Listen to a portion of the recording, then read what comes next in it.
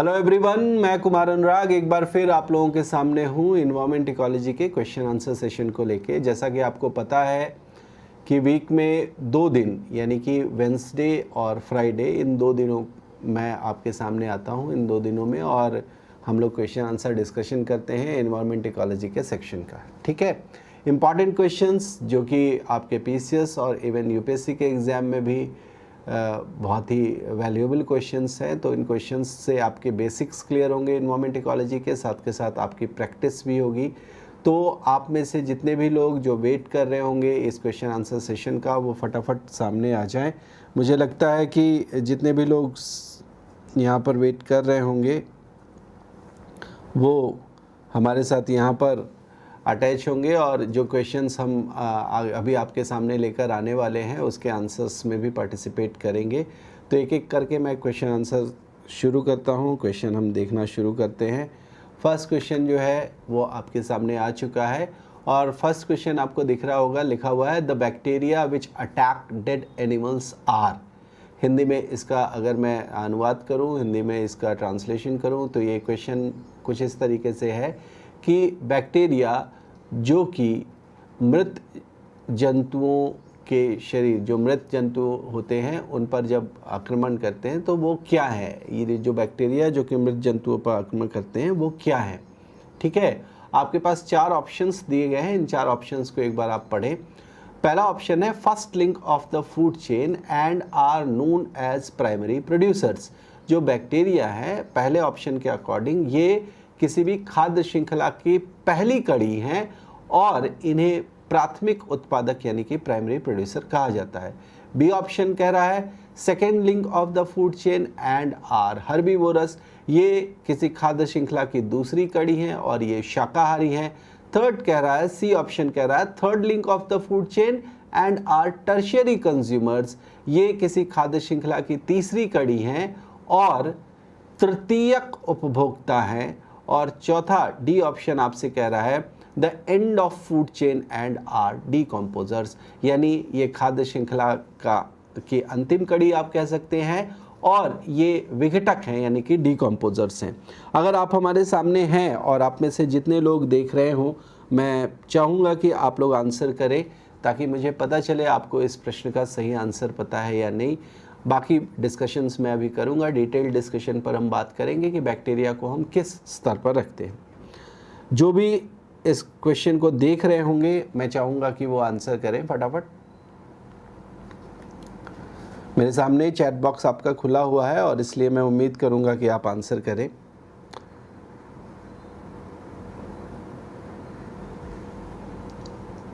ठीक है, चलिए आपके आंसर जब तक आते हैं, क्योंकि कई बार क्या है कि नेटवर्क धीमा होने के कारण आप जिस समय आंसर टाइप करके एंटर करते हैं उस समय तुरंत मुझे दिखाई नहीं दे पाता। तो मैं इस क्वेश्चन का डिस्कशन कर देता हूं, आपको इसका सही आंसर पता चल जाएगा। देखिए, बैक्टीरिया जो है अगर डेड एनिमल्स की बॉडी पर अटैक कर रहे हैं तो डेड एनिमल की बॉडी को वो क्या करेंगे, सीधा सीधा हम जानते हैं डिकम्पोज करने का काम करेंगे। तो एक तो डिकम्पोजर्स के रूप में आप सीधा पहुंच सकते हैं डी ऑप्शन पर, यानी कि ये डिकम्पोजर्स है, ये विघटक हैं।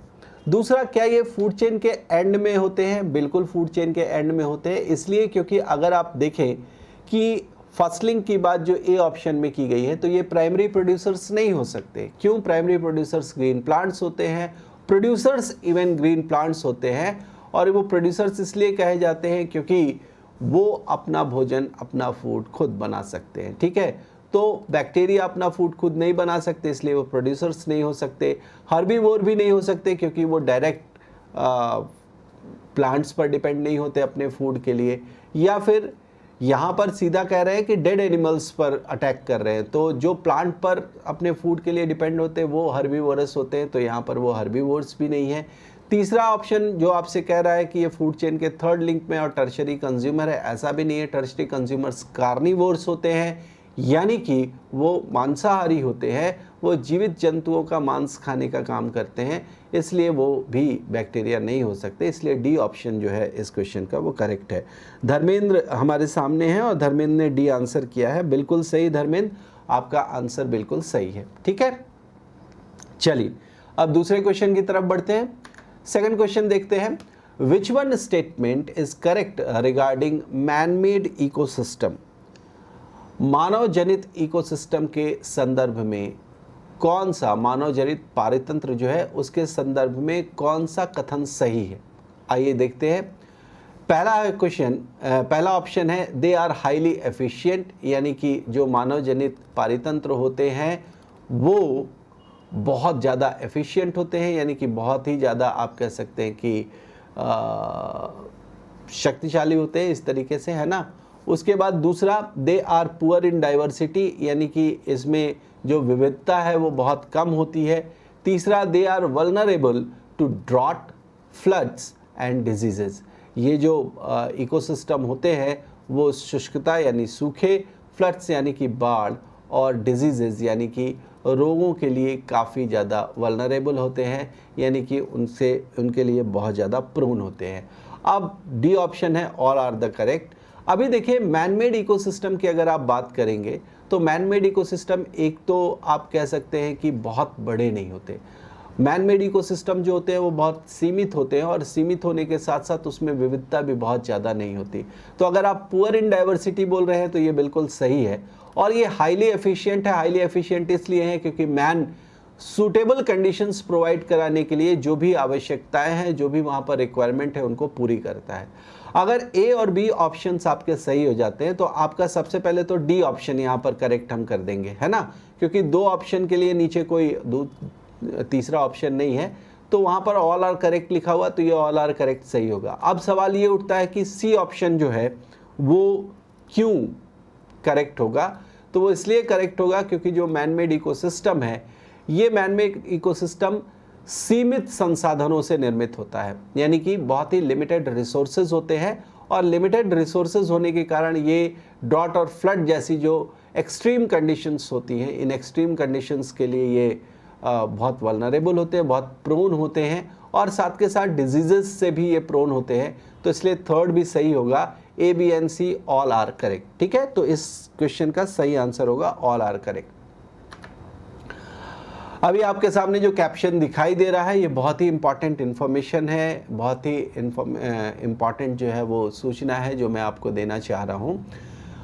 वैसे तो आप लोग हमारे सर से परिचित हैं, जिनकी तस्वीर आपको दिखाई दे रही है, ये डॉक्टर एस.एल. सिंह सर हैं, और आपको पता है कि डॉक्टर एस.एल. सिंह सर हमारे साथ इस पीसीएस और यूपीएससी के बैच में इंडियन पॉलिटी और गवर्नेंस का सेक्शन जो है वो लेते हैं। वो इंडियन पॉलिटी और गवर्नेंस की फैकल्टी हैं। सर ने एक विशेष कोर्स आप लोगों के लिए शुरू किया है, और इस विशेष कोर्स को एसआई यानी कि सब इंस्पेक्टर की जो वैकेंसीज आती हैं उसके लिए ये स्पेशली कोर्स है, क्योंकि उसका एक पार्ट जो कि संविधान और मूल विधि इससे रिलेटेड होता है। तो वो सारे कैंडिडेट्स जो कि एसआई के लिए प्रिपेयर कर रहे हों, सब इंस्पेक्टर के एग्ज़ाम के लिए प्रिपेयर कर रहे हों, या आप में से आपके परिचित कोई ऐसे जो कि एसआई के लिए प्रिपेयर कर रहे हों, वो सर के कोर्स में इनरोल कर सकते हैं। इस कोर्स के लिए जो रजिस्ट्रेशन है वो 6 अगस्त यानी कि कल से शुरू हो रहा है, और इस कोर्स में जो बैच स्टार्ट होगा, इस कोर्स का बैच जो स्टार्ट होगा वो 10 अगस्त से स्टार्ट हो जाएगा। तो आप में से जो भी व्यक्ति इस कोर्स में इनरोल करना चाहते हैं वो फटाफट इनरोल करें। इस कोर्स की जो वैलिडिटी है, आप एक बार इस कोर्स में इनरोल कर लेते हैं खुद को, तो इस कोर्स की वैलिडिटी 6 महीने की, आप 6 महीने तक जो भी रिकॉर्डेड वीडियो है वो आप देख सकते हैं ई एकेडमी एजुकेशन के ऐप पर। तो आप फटाफट प्ले स्टोर से जाकर हमारा ऐप डाउनलोड करें, और ऐप डाउनलोड करने के बाद आप इस कोर्स में जाकर इनरोल करें, तो आपको वहाँ पर वीओडी क्लासेस के फॉर्म में जो कोर्स है ये पूरा का पूरा कोर्स वहाँ पर मिल जाएगा। Doctor S L. सिंह सर इस कोर्स के लिए आपको मंडे से फ्राइडे तक क्लासेस देंगे, वहाँ पर सर की लाइव क्लासेस भी आपको मिल जाएगी, और उसके साथ आपको वहाँ पर जो उनके वीओडी कोर्सेज हैं वो भी अवेलेबल हो जाएंगे। ठीक है, तो आप में से जो भी इच्छुक हो या आपके परिचित जो एसआई की तैयारी कर रहे हो वो सारे लोग इस कोर्स में इनरोल कर सकते हैं, क्योंकि ये वो सेक्शन है जो कि एसआई के एग्ज़ाम में नेसेसरली पूछा ही जाता है, और बहुत ही स्कोरिंग है। अगर आप सर के साथ क्लासेस करेंगे तो आप अच्छा स्कोर इस सेक्शन में गेन कर सकते हैं और अपने सफलता को सुनिश्चित कर सकते हैं। ठीक है, चलिए अब आइए अब बात करते हैं गुड जी। धर्मेंद्र जी, आपको पता है सर से आप पढ़ चुके हैं, तो आपके जितने भी परिचित होंगे आप उन तक भी ये सूचना पहुंचाएंगे। ठीक है, आइए तीसरा क्वेश्चन देखते हैं। The importance of ecosystem maintenance lies in, जो पारितंत्र का महत्व है वो इनमें से किस पर निर्भर करता है या किस में समाहित है। और इसमें हमारे पास जो ऑप्शंस दिए गए आप देखें, पहला है साइक्लिंग ऑफ मटेरियल्स, यानी कि जो पदार्थ है उनका चक्रीकरण। दूसरा है फ्लो ऑफ एनर्जी, यानी कि ऊर्जा का प्रवाह। तीसरा है बोथ ऑफ द अबव, यानी ए और बी दोनों। और चौथा है नन ऑफ दीज, यानी इनमें से कोई नहीं। अगर आपको पता है तो आप इस चीज़ को बहुत अच्छी तरीके से समझ रहे होंगे। हम लोगों ने इकोसिस्टम चैप्टर में फंक्शंस ऑफ इकोसिस्टम किया हुआ था। आप में से जिन लोगों ने मेरी क्लास की है इकोसिस्टम और इन्वायरमेंट इकोलॉजी में, तो उन्हें पता है कि हम लोगों ने फंक्शंस ऑफ इकोसिस्टम में बात की थी कि न्यूट्रिएंट साइक्लिंग और एनर्जी फ्लो और इसके अलावा सक्सेशन, ये तीन फंक्शंस हैं जो बहुत ही इंपॉर्टेंस रखते हैं इस इकोसिस्टम में। और इन तीनों के बदौलत पूरा इकोसिस्टम चल रहा होता है या मेंटेन होता है। उनमें से दो की बात यहाँ पर की गई है, साइक्लिंग ऑफ मटेरियल्स और फ्लो ऑफ एनर्जी की। तो ये दोनों ही इकोसिस्टम यानी पारितंत्र के मेंटेनेंस के लिए रिस्पॉन्सिबल है। पारितंत्र या इकोसिस्टम का जो मेंटेनेंस है वो इनमें लाई करता है, इनमें समाहित है। इसलिए दोनों ही ऑप्शन ए और बी सही होंगे। इसके लिए इस क्वेश्चन का जो सही ऑप्शन होगा वो होगा सी, बोथ ऑफ द अबव, यानी ऊपर के जो दोनों ही ऑप्शंस है वो दोनों ही सही है। ठीक है, तो थर्ड का सही आंसर हो जाएगा सी। गुड, धर्मेंद्र ठाकरे जी बहुत ही सही आंसर कर रहे हैं। तो आप अब इसी सीरीज में आगे बढ़ें। चौथा क्वेश्चन देखते हैं।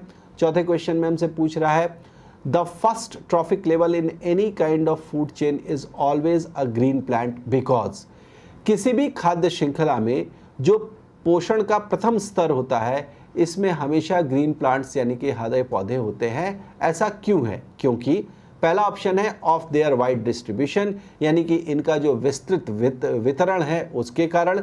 दूसरा है they alone have a capacity to fix atmospheric CO2 in the presence और एब्सेंस ऑफ सनलाइट, यानी कि केवल इन्हीं में ऐसी क्षमता है कि ये वायुमंडलीय जो CO2 है यानी कार्बन डाइऑक्साइड है इसका स्थिरीकरण कर सकते हैं सूर्य के प्रकाश की उपस्थिति या अनुपस्थिति में।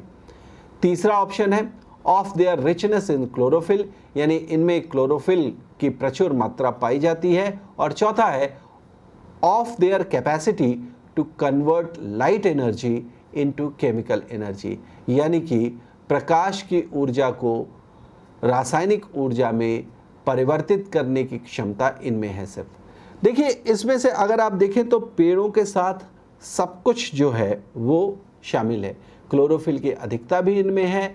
इसके अलावा ये प्रकाश की ऊर्जा को रासायनिक ऊर्जा में भी परिवर्तित करते हैं। इनका वाइड डिस्ट्रीब्यूशन भी देखने को मिलता है। लेकिन इनमें से जो सबसे महत्वपूर्ण है वो ये है कि ये एटमॉस्फेरिक कार्बन डाइऑक्साइड को फिक्स करने की कैपेसिटी रखते हैं सनलाइट के प्रेजेंस या एब्सेंस में। ये इसके लिए सबसे इम्पॉर्टेंट है।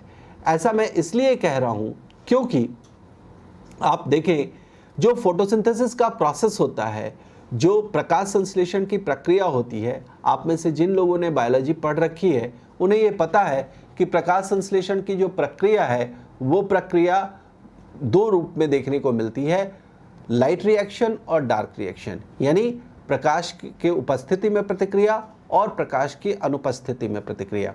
तो इस कंडीशन में आप ये सब कि सनलाइट के प्रेजेंस और सनलाइट के एब्सेंस, इन दोनों कंडीशंस में फोटोसिंथेसिस होगा। और उस दौरान जो कार्बन डाइऑक्साइड होता है, इसी कार्बन डाइऑक्साइड को फिक्स किया जाता है जो पौधों के अंदर कार्बोहाइड्रेट के रूप में परिवर्तित हो जाते हैं। तो सबसे प्रमुख जो यहाँ पर है इन चारों में से वो है B option, that is correct. और इसलिए धर्मेंद्र जी आपने जो सी ऑप्शन बोला था, ये सी ऑप्शन मैं कहूँगा कि ये रॉन्ग है। इसको हम करेक्ट करेंगे बी ऑप्शन के साथ। जी आपने कुछ लिखा भी है, मैं पढ़ लूँ एक बार। CO2 से फूड बनाते हैं जो फर्स्ट प्रोड्यूसर होता है। बिल्कुल सही, आप ये जान रहे हैं कि CO2 से फूड बनता है, तो इसलिए ये चूँकि प्रोड्यूसर कहे जाते हैं ना, प्लांट्स को क्या बोलते हैं? प्रोड्यूसर बोलते हैं। तो इसलिए प्रोड्यूसर इनको बोला जाता है क्योंकि ये फूड बना रहा है। और फूड कैसे बनाते हैं? क्योंकि ये कार्बन डाइऑक्साइड को फिक्स करने का काम करते हैं। ठीक है,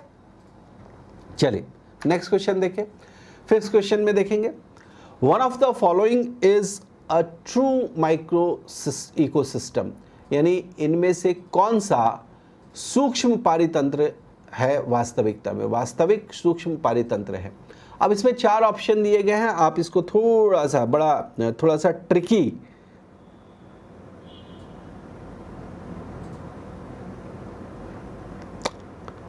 जी चलिए, मैं ये कहूँगा कि जो 5th क्वेश्चन है इसका जो 4 ऑप्शन है जरा आप देखें, थोड़ा सा ट्रिकी क्वेश्चन है, आप इसको समझने का प्रयास करेंगे। पहला ऑप्शन कह रहा है 1 litre of water from a pond kept in air tight flask, यानी कि किसी एयर टाइट फ्लास्क में आपने पॉन्ड से यानी तालाब से 1 लीटर पानी को निकालकर उसमें बंद करके रख दिया है, तो ये एक माइक्रो इकोसिस्टम है या नहीं है। दूसरा B 1 litre of tap water in a flask covered over by cotton plug, यानी कि रुई से बोतल को बंद कर दिया या फ्लास्क को बंद कर दिया, लेकिन उसमें क्या है 1 लीटर नलके का पानी है ना, यानी नल से मिला हुआ पानी है। थर्ड है 10 litre of boiled pond water covered by a lid, यानी ढक्कन से बंद किया हुआ बॉइल्ड पॉन्ड का वाटर है, यानी कि जो तालाब से जल लिया गया 10 लीटर जल लिया गया, उसको पूरा उबाल लिया गया, उसके बाद उसको बर्तन में रख के उस पर ढक्कन लगा दिया गया। चौथा 1 litre of pond water closed with a cork having gas exchange tube, यानी कि कॉर्क से बंद एक बोतल में जिसमें गैस एक्सचेंज के लिए ट्यूब भी लगाई गई है, उसमें आपने 1 लीटर तालाब का जल रख दिया है। इन चारों में से माइक्रो इकोसिस्टम कौन सा है, इन चारों में से माइक्रो इकोसिस्टम कौन सा है? थोड़ा सा ट्रिकी क्वेश्चन है, लेकिन अगर आप सोचें तो आपको इसमें से बहुत स्पष्ट नजर आएगा कि जब हम इकोसिस्टम की बात करते हैं, हम जरा डेफिनेशन पर जाए, बेसिक्स पर जाए अपने, हम जब इकोसिस्टम की बात करते हैं तो वहाँ हम ये कहते हैं कि एक ऐसा सिस्टम जिसमें जो बायोटिक कम्युनिटीज़ है, यानी कि जो जैव समुदाय है, वो अपने पर्यावरण यानी अपने आसपास के अजैव घटकों के साथ एक अंतःक्रिया कर रहा है, इंटरैक्शन कर रहा है। तो यहाँ पर अगर हम देखेंगे तो हमें ये दिखाई दे रहा है कि अगर आपने जल लिया है, अगर आपने पानी लिया है, तो उस पानी में, पानी तो अजैव घटक हुआ, उस पानी में अगर ऑर्गेनिज्म नहीं होगा, भले ही वो माइक्रो ऑर्गेनिज्म हो, अगर उसमें ऑर्गेनिज्म नहीं रहेगा तो उसको आप इकोसिस्टम नहीं बोल सकते। ऑर्गेनिज्म कैसा हो, वो माइक्रो ऑर्गेनिज्म भी हो सकता है, ये माइक्रो ऑर्गेनिज्म बैक्टीरिया के फॉर्म में हो सकता है, ये माइक्रो ऑर्गेनिज्म जीवाणुओं के रूप में हो सकता है। ऐसे में अगर आप देखेंगे तो आपको पता चलेगा कि अगर हम फर्स्ट देखें कि आपने पॉन्ड वाटर लिया और उसको एयरटाइट फ्लास्क में रख दिया, तो अगर एयर नहीं रहेगा तो जो भी जीव उसके अंदर आए हैं यानी माइक्रो ऑर्गेनिज्म आए हैं वो ख़त्म हो जाएंगे, तो इकोसिस्टम ख़त्म हो जाएगा। तो यानी पहला बिल्कुल नहीं है ट्रू माइक्रो इकोसिस्टम। दूसरा आपने कहा कि आपने टैप वाटर लिया और टैप वाटर को कॉटन प्लग से, जो टैप वाटर जिस फ्लास्क में लिया उसको रुई लगाकर आपने बंद कर दिया। अब टैप वाटर में उस हिसाब से बैक्टीरिया नहीं पाए जाते, है ना, तो इस कंडीशन में आप कह सकते हैं कि वो भी एक ट्रू माइक्रो इकोसिस्टम नहीं हो पाएगा। तीसरा आपने कहा कि आपने पॉन्ड वाटर तो लिया, 10 लीटर पॉन्ड वाटर लिया, लेकिन आपने उसको बॉयल कर दिया और बॉयल करने के बाद जिस बर्तन में रखा उस पर ढक्कन लगा दिया, तो बॉयल करने के बाद जो माइक्रो ऑर्गेनिज्म है वो ख़त्म हो गए, तो वो भी माइक्रो इकोसिस्टम नहीं रहा। क्यों? क्योंकि उसके आपने बायोटिक कंपोनेंट को ख़त्म कर दिया।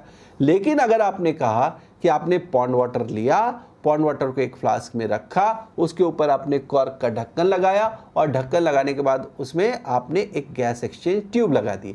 अब गैस एक्सचेंज ट्यूब लगाने की वजह से उसमें हवा जा रही है अंदर, आपने भले ही बोतल में रखा हो पॉन्ड वाटर, लेकिन उसके जो माइक्रो ऑर्गेनिज्म है गैस मिलने यानी ऑक्सीजन मिलने के कारण जीवित रहेंगे और वो इकोसिस्टम बना रहेगा।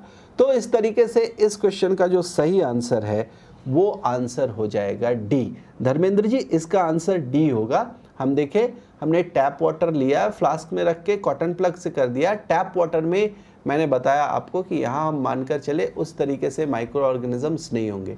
सबसे जो ट्रू आंसर है, क्योंकि कई बार हम ये कह सकते हैं कि भाई टैप वाटर में क्यों नहीं होगा, नलके का जो पानी आता है वो भी जिस जगह से होकर आ रहा है, पाइप से होकर आ रहा है, उसमें क्या है, जीवाणु हो सकते हैं। एक बार ये मान भी ले तो क्या है कि कॉटन से प्लग करने के कारण उस तरीके से वहाँ पर ऑक्सीजन का जो फ्लो है वो नहीं हो पाएगा। लेकिन डी वाले में बहुत क्लियर है कि आपने पॉन्ड वाटर लिया है और उसमें गैस एक्सचेंज ट्यूब से आप क्या कर रहे हैं, आप गैस का आदान प्रदान होने दे रहे हैं। इस वजह से डी ऑप्शन जो है इस क्वेश्चन के लिए करेक्ट ऑप्शन है। ठीक है, तो फिफ्थ का D answer is correct. Good ji Dharmendra ji, D option होगा। आइए सिक्स क्वेश्चन देखते हैं। सिक्स क्वेश्चन पूछ रहा है, if we completely remove the decomposers from an ecosystem, यदि हम एक पारितंत्र से विघटकों को पूरी तरीके से रिमूव कर दें, पूरी तरीके से हटा दें, the ecosystem functioning will be adversely affected because, तो पारितंत्र की जो कार्य प्रणाली है वो प्रतिकूल रूप से प्रभावित होगी, क्योंकि क्यों प्रभावित होगी? पहला ऑप्शन दिया है energy flow will be blocked, यानी एनर्जी फ्लो की जो स्पेलिंग है वो थोड़ी गलत लिख गई है, शायद टाइपिंग में कोई मिस्टेक है, सो आप इसको एनर्जी फ्लो ही पढ़ेंगे। Energy flow will be blocked, यानी ऊर्जा का प्रवाह जो है वो ब्लॉक हो जाएगा, रुक जाएगा। दूसरा, rate of decomposition of other components will be very high, यानी अन्य घटकों का जो डीकम्पोजिशन है, जो विघटन है, वो बहुत ज़्यादा हो जाएगा। सी ऑप्शन कह रहे हैं herbivores will not receive solar energy, यानी शाकाहारियों को सौर ऊर्जा नहीं मिलेगी। चौथा, mineral movement will be blocked, यानी जो खनिजों का गतिमान होना है वो रुक जाएगा। ठीक है, अब आप यहाँ पर देखेंगे तो डीकम्पोजर्स का काम क्या है उसके हिसाब से हम बात करें। पहले मैं धर्मेंद्र ठाकरे जी का जो कमेंट है वो पढ़ लेता हूँ। इन्होंने लिखा है इकोसिस्टम सराउंडिंग्स से लिंक होना आवश्यक है। बिल्कुल सही, इकोसिस्टम का अपने चारों तरफ से लिंक होना बहुत ज़रूरी है, क्योंकि जो बायोटिक कंपोनेंट है उनको एनर्जी लेने के लिए उनको अपने आसपास के पर्यावरण में जो भी अजैव घटक यानी एबायोटिक कंपोनेंट्स हैं उनके साथ लिंक ज़रूर होना पड़ेगा, और इसलिए धर्मेंद्र जी इसका ऑप्शन डी होगा जो पहले पांचवा क्वेश्चन था। इस क्वेश्चन का आंसर बताएं, सिक्स का आंसर क्या होगा कि इकोसिस्टम की फंक्शनिंग एडवर्सली अफेक्ट क्यों हो जाएगी अगर डीकम्पोजर्स को हटा दिया जाए। अब आप एक फूड चेन में, हम पहले वाले क्वेश्चन को थोड़ा सा याद करें जो पीछे हमने किया था कि एक डीकम्पोजर यानी बैक्टीरिया जिसने डेड ऑर्गेनिज्म पर अटैक किया हो, उसको हम फूड चेन में कहाँ रखते हैं? लास्ट में रखते हैं, क्योंकि वो डीकम्पोजर्स है। जब ऑर्गेनिज्म मर जाएंगे तो उसके बाद वो उनको डीकम्पोज करेगा। अब आप सोचो डीकम्पोज करने के बाद वो क्या करेगा? डीकम्पोजिशन अगर उसने किया तो उसके बाद क्या होगा, उसका परिणाम क्या होगा? परिणाम ये होगा कि वहाँ से जो भी चीज़ें, जो भी मिनरल्स, जो भी खनिज वहाँ से मुक्त होंगे वो सॉइल में आ जाएंगे, वो मिट्टी में आ जाएंगे। तो अगर डीकम्पोजर्स हट गए तो मरने वाला जीव तो मर गया है ना, फूड चेन एक तरफ जाकर, एक लेवल पर जाकर एंड हो गया। लेकिन उसके बाद अगर डीकम्पोजर्स नहीं हुए तो जो मिनरल्स आने चाहिए, जो मिनरल्स का मूवमेंट होगा, वो मिनरल्स का मूवमेंट ब्लॉक हो जाएगा। एक लंबे समय के बाद ये मिनरल का मूवमेंट पूरी तरीके से ब्लॉक हो जाएगा, और फिर जो मिनरल जाने चाहिए थे पौधों में, पादपों में, वो बिल्कुल नहीं जाएंगे। वो नहीं जाएंगे तो उनका प्रोडक्शन नहीं होगा, प्रोडक्शन नहीं होगा तो फिर जो बाकी के फूड चेन में कंज्यूमर्स हैं उनको फूड नहीं मिलेगा, एनर्जी का फ्लो नहीं होगा, तो अल्टीमेटली एनर्जी का फ्लो भी ब्लॉक हो जाएगा। तो यहाँ पर डीकम्पोजर्स के लिए हम देखेंगे कि चूँकि इनके डीकम्पोजिशन से मिनरल जो है वो हमें मिल पाता है, या जो रॉ मटेरियल है वो वापस से हमें मिल पाते हैं न्यूट्रिएंट साइक्लिंग में, इसलिए मिनरल मूवमेंट ब्लॉक हो जाएगा। ये इसका सही आंसर होगा। क्वेश्चन नंबर 6 का सही आंसर है डी। ठीक है, mineral movement will be blocked, बिल्कुल सही। आइए क्वेश्चन नंबर 7 देखें। Which of the following contribute to the carbon cycle, निम्नलिखित में से कार्बन चक्र में कौन योगदान करता है? आपके पास 4 ऑप्शंस हैं। फोटोसिंथेसिस यानी प्रकाश संश्लेषण, रेस्पिरेशन यानी कि श्वसन, तीसरा फॉसिल फ्यूल कॉम्बिनेशन नहीं, ये कंबशन होगा, फॉसिल फ्यूल कंबशन यानी कि जीवाश्म ईंधनों का दहन, और चौथा ऑल ऑफ द अबव यानी उनमें से सही। ये बहुत ही आसान क्वेश्चन है, आप सब लोगों को पता है। फोटोसिंथेसिस में कार्बन डाइऑक्साइड वायुमंडल से लिया जाता है, रेस्पिरेशन में वापस कार्बन डाइऑक्साइड को वायुमंडल में भेजा जाता है, फॉसिल फ्यूल के कंबशन से यानी जीवाश्म ईंधनों के दहन से कार्बन डाइऑक्साइड को वायुमंडल में भेजा जाता है। तो कुल मिलाकर कार्बन डाइऑक्साइड का जीवों में आना और वापस से कार्बन डाइऑक्साइड का वायुमंडल में भेजा जाना, यही तो है कार्बन चक्र। और इसलिए ये तीनों प्रक्रियाएं कार्बन चक्र में शामिल होंगी। इसलिए हमारे 7वें क्वेश्चन का सही ऑप्शन होगा डी, यानी ऑल ऑफ द एबव। ठीक है। Question number 8। क्वेश्चन नंबर 8 बोल रहा है the term biosphere is used for the zone of earth where life exist. Biosphere यानी कि जीवमंडल पृथ्वी पर उस क्षेत्र के लिए यूज किया जाता है, प्रयोग किया जाता है जहां पर जीवन पाया जाता है, जहां पर लाइफ एग्जिस्ट करती है। कहाँ लाइफ एग्जिस्ट करती है? तो इसके लिए आपको मैंने बताया था कि बायोस्फीयर जो है वो ऐसा क्षेत्र होगा जहां पर आप कहेंगे कि लिथोस्फीयर, हाइड्रोस्फीयर और एटमॉस्फेयर तीनों का इंटरसेक्शन होगा, यानी तीनों कहीं ना कहीं एक स्थान पर मिल रहे होंगे। तो इसके हिसाब से फिर से D option is correct in the lithosphere, hydrosphere and atmosphere.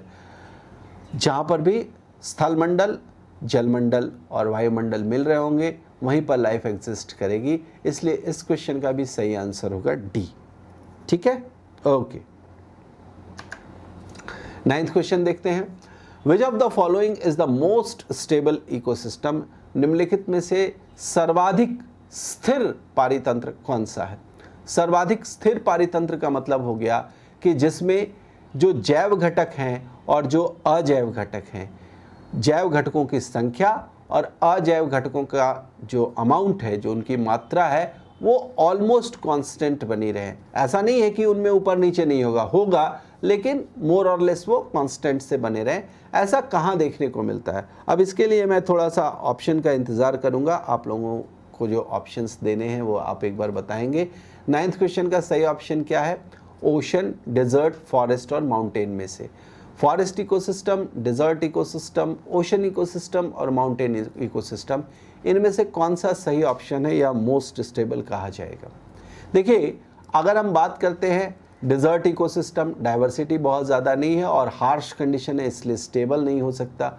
Mountain ecosystem भी स्टेबिलिटी नहीं है ज़्यादा, क्योंकि माउंटेन्स में अलग अलग तरीके के जो डिज़ास्टर्स हैं वो देखने को मिलते हैं, अलग अलग तरीके के फिजिकल प्रोसेसेस देखने को मिलते हैं।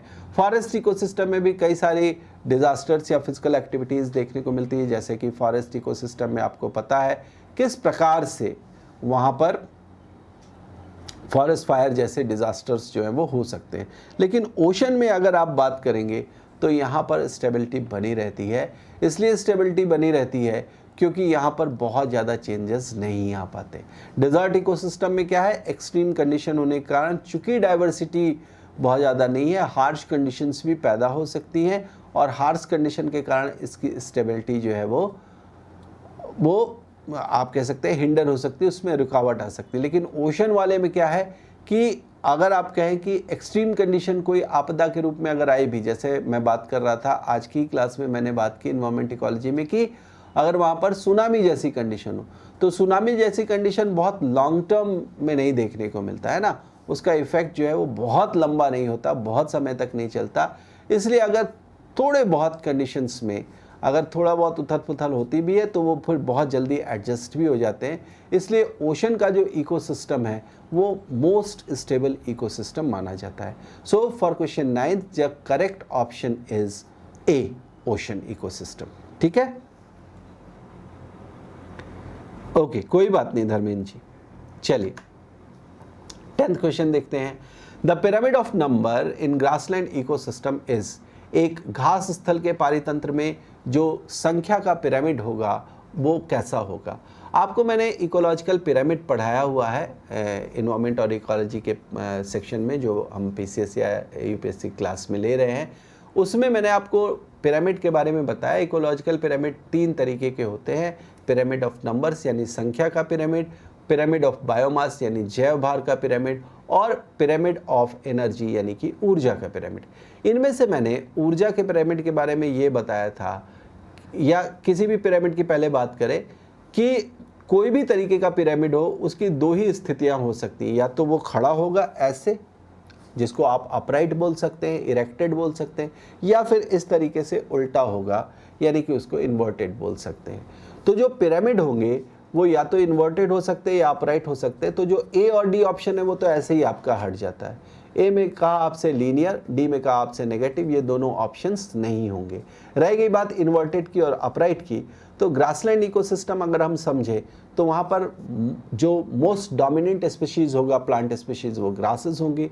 संख्या के हिसाब से अगर हम देखेंगे तो ग्रासेस एक बड़ा रीजन कवर करते हैं, नंबर्स उनके बहुत ज़्यादा काउंट किए जा सकते हैं, तो वो सबसे नीचे होंगे पिरामिड में और सबसे ज़्यादा संख्या में होंगे।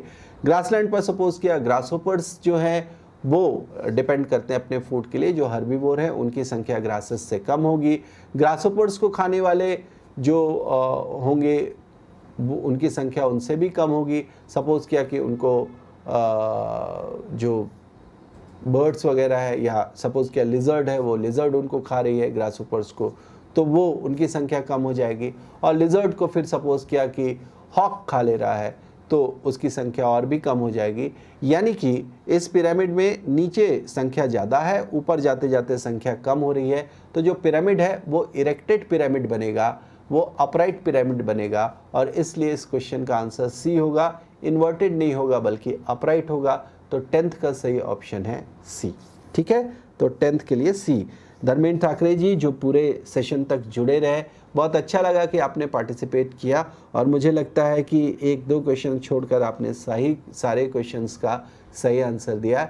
तो इसी तरीके से आप लोग लगे रहे, और मुझे उम्मीद है कि इस तरीके के जो हम क्वेश्चन आंसर सेशन कर रहे हैं इससे आपको फ़ायदा भी हो रहा होगा, कुछ नई जानकारियाँ भी मिल रही होंगी। और अगर नई जानकारी मिल रही है, अगर आपको लगता है कि ये सेशंस चलने चाहिए और ये सेशंस अच्छे हैं, तो आप में से जितने लोग देख रहे हैं और आगे जितने लोग देखेंगे, सबसे ये कहूँगा कि आप फटाफट लाइक करें, दूसरों को फ़ायदा पहुँचाने के लिए इसे शेयर भी करें, और जिन्होंने अभी तक चैनल सब्सक्राइब नहीं किया है वो इस चैनल को सब्सक्राइब भी करें, ताकि ऐसे सेशंस के नोटिफिकेशंस आपके पास सबसे पहले पहुँचे और आप इसका लाभ उठा सकें। ठीक है, तो आज के सेशंस में इतना ही।